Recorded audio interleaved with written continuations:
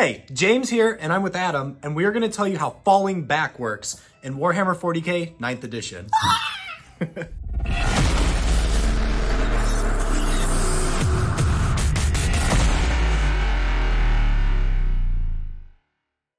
Falling back is what you do when at the start of your movement phase, you realize you're in close combat with somebody and you do not want to be there. Now, there are many reasons why you want to leave close combat with a model.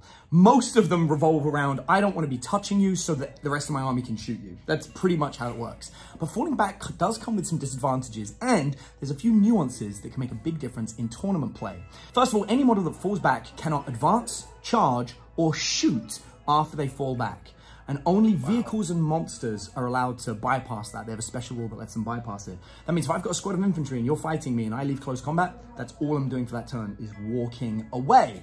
However, there's a very specific rule that says if at the end of my fallback, I have a model that is still within engagement range of one of your models, I am not allowed to fall back.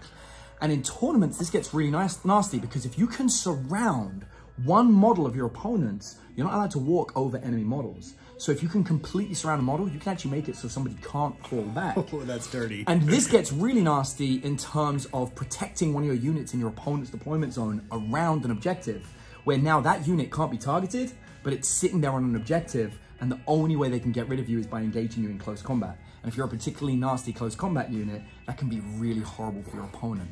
So falling back, you do need a clear route to move back, but you can walk within the engagement range of the enemy while you're doing it, providing you don't end up there. So that's essentially how it works. Know that there are certain armies that can fall back en masse. A good example of this is the Ultramarines that have a special army-wide rule that says they can leave close combat and fall back and shoot with -1 to hit. Wow. Now, if you remember in Warhammer 40,000 9th edition, the biggest minus you can get is a -1 to hit, which means actually most of the time they want to be falling back and firing, especially things like heavy weapons, which is irrelevant. You can fall back and fire with a heavy weapon every single time. As far as the Ultramarines are concerned, there's no real penalty to that. So there's a lot of little nuances and individual tactics, but essentially that's how falling back works.